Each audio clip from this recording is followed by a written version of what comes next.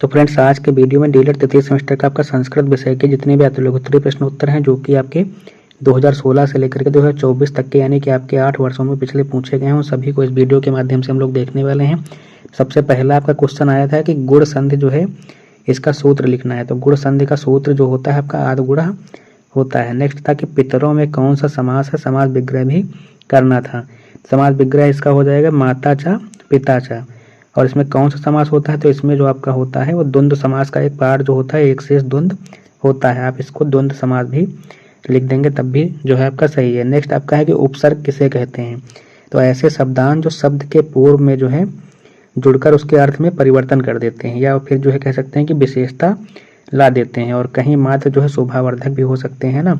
तो कुल मिला के ये होता है कि ऐसे शब्दांश जो है किसी शब्द के पूर्व में जुड़ करके जो है उसके अर्थ में परिवर्तन कर देते हैं, वे उपसर्ग कहे जाते हैं। जैसे कि आपके प्रा जो है अगर हार में जुड़ जाएगा आपका तो ये हो जाएगा प्रहार, है ना। इसी प्रकार से उप जो है आपका उपधन कार आपका जो है जुड़ करके उपकार, है ना। और देश में आपका जो है उप जुड़ करके आपका क्या हो जाएगा, उपदेश आपका हो जाएगा। इस प्रकार से जो है उपसर्ग हो जाते हैं। नेक्स्ट आपका है कि पिबन एवं गच्छन में कौन सा प्रत्यय है, इसका प्रयोग किस लकार के स्थान पर होता है। तो इसमें जो होता है आपका श्रत प्रत्यय होता है इन दोनों में, है ना। और इनका प्रयोग जो है वर्तमान काल में किया जाता है। नेक्स्ट आपका है कि 19, 30 एवं 50 संख्याओं को संस्कृत में लिखिए। तो 19 को आप 19 लिख सकते हैं, 30 को 63 और 50 को जो है 50 संस्कृत में कहा जाता है। नेक्स्ट है कि देवदत्ता ग्रामम गच्छत वाक्य को कर्मवाची में परिवर्तित करना है। तो कर्मवाची में आपका जो है इस प्रकार से हो जाएगा देवदत्तेन ग्रामम गम्यते, है ना। ये आपको जो है इस प्रकार से लिख देना है। नेक्स्ट है कि अस धातु के लट लकार मध्यम पुरुष के तीनों वचनों के रूप लिखना है। तो अस धातु का जो लट लकार में आपका जो है मध्यम पुरुष के तीनों वचन जो आपके इस प्रकार से हो जाएंगे अस, अस्था और आस्था। नेक्स्ट है ओष्म संज्ञक वर्णों की संख्या को बताते हुए उन वर्णों का उल्लेख भी करना होता है। तो ओष्म संज्ञक वर्ण आपके कितने होते हैं, तो ये आपके 4 होते हैं, है ना। कौन कौन से, तो आपका सा होता है, ये वाला सा और ये सा और हा आपके, है ना। यानी कि तीनों सा और हा जो है ओष्म व्यंजन होते हैं। नेक्स्ट आपका है कि वृद्धि संधि विधायक सूत्र का उल्लेख करना। तो वृद्धि संधि का सूत्र क्या होता है, तो ये होता है आपका वृद्धि रेच आपकी, है ना। नेक्स्ट आपका था कि 18 से 20 तक की संख्याओं को संस्कृत में लिखिए। तो 18 को आपको अष्टादश, 19 को एकोनविंशत और 20 को जो है विंशति कहा जाता है।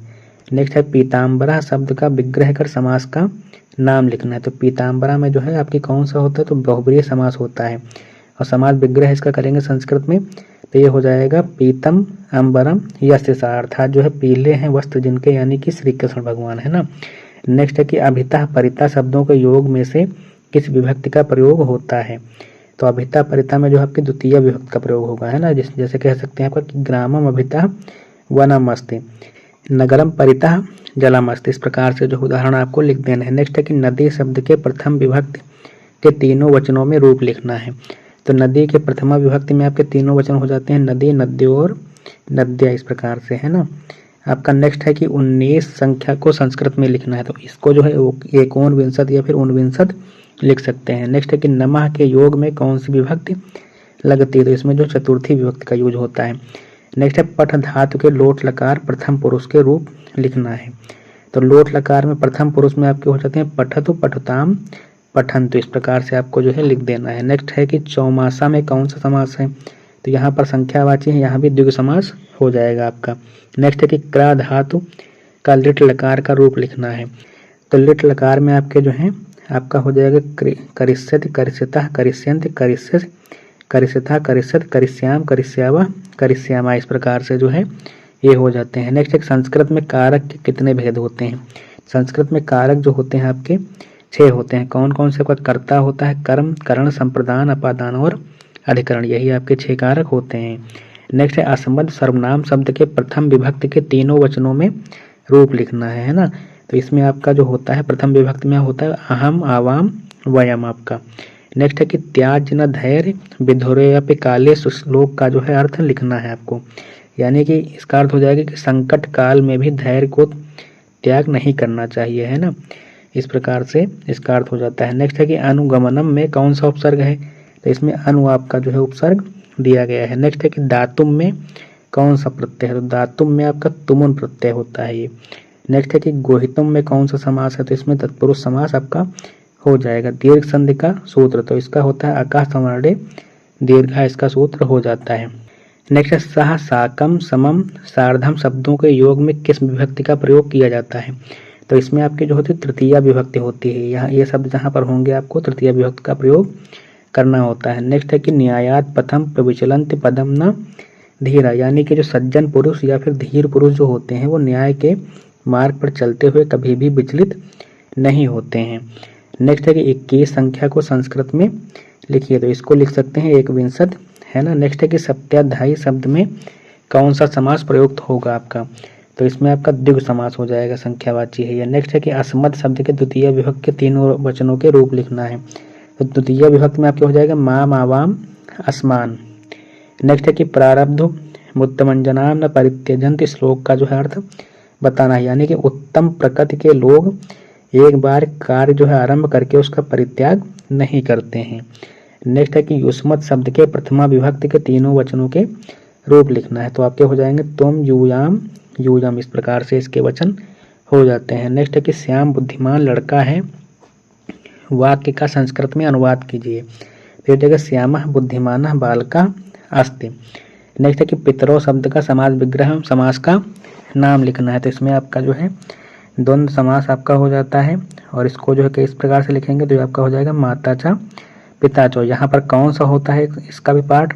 तो इसमें एक शेष द्वंद्व जिसका पाठ होता है ये होता है। समास में आप द्वंद्व समास भी केवल लिख सकते हैं। नेक्स्ट है कि अक प्रत्याहार के अंतर्गत कौन कौन से वर्ण आते हैं?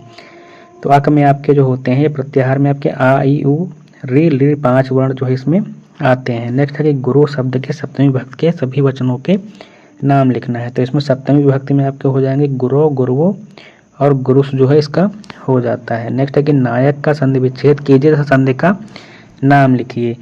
तो इसमें आपका नय धन अकह यानी कि नायका, इसमें आयाद स्वर संधि आपकी होती है। नेक्स्ट है कि गम धातु में कित्व प्रत्यय लगाकर शब्द बनाना है। तो गम में जो आपको कुत्वा लगाएंगे तो ये हो जाएगा गत्व आपका, इस प्रकार से हो जाता है। नेक्स्ट है कि अक प्रत्याहार के अंतर्गत कौन से वर्ण आते हैं?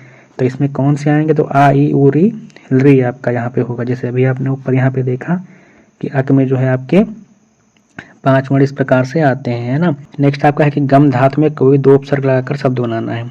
तो गम में आपका अनु लगा देंगे उपसर्ग तो हो जाएगा अनुगमनम, प्रति लगाएंगे तो हो जाएगा प्रतिगमनम, इस प्रकार से शब्द आप बना सकते हैं।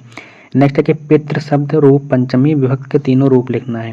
तो पंचमी विभक्ति में आपके जो है तीनों वचनों में हो जाएगा पितुः, प्रतिभ्याम और जो है प्रतिभ्य जो है हो जाता है। नेक्स्ट है कि झला जसंतो किस संधि का सूत्र है? इसकी परिभाषा उदाहरण सहित लिखना है। तो ये आपका जो है जसत्व संधि का सूत्र है आपका दिया गया है। इसकी जो परिभाषा होती है कि यदि वर्ग के प्रथम, द्वितीय, तृतीय और चतुर्थ और यारा लावा में से कोई वर्ण हो तो अपने ही वर्ग के तृतीय वर्ग हो जाते हैं। जैसे कि दिग्धन अंबर यानी कि दिगंबर, यानी कि का से आपका देखिए गा में का खा गा, आपका का वर्ग में जो है का से गा यानी कि तीसरा वर्ण देखिए हो जाएगा। जैसे कि जगत प्लस ईसा, इस प्रकार से जगदीशा है, इस प्रकार से चेंजमेंट हो गया।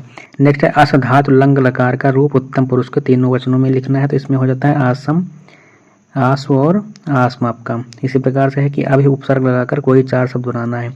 तो अभी से आपका अभिमान हो जाएगा, अभिगमनम, अभिज्ञानम, अभिमुखम, इस प्रकार से कोई शब्द आप अभी लगा करके कर सकते हैं। नेक्स्ट है कि पश्चन शब्द में धातु में प्रत्यय लिखना है। तो पश्चन में जो होता है आपकी द्रस धातु होती है और श्रुत प्रत्यय होता है इसमें। नेक्स्ट है कि रामाय गाम ददति में कौन सा कारक होगा? तो इसमें संप्रदान कारक या फिर चतुर्थी विभक्ति एक वचन का प्रयोग किया जाता है। तो फ्रेंड्स आपके 2016 से लेकर के 2024 तक के जितने भी आपके लघुत्तरीय प्रश्नोत्तर थे वो सभी जो है इस वीडियो में हमने कवर कर दिए हैं। तो आप चैनल को सब्सक्राइब कर लीजिएगा, वीडियो को लाइक कर दीजिएगा। इसी प्रकार की अन्य क्लासेस के लिए चैनल को सब्सक्राइब कर लीजिएगा, वीडियो को लाइक कर दीजिएगा और अपने फ्रेंड्स के साथ में शेयर भी कर दीजिएगा।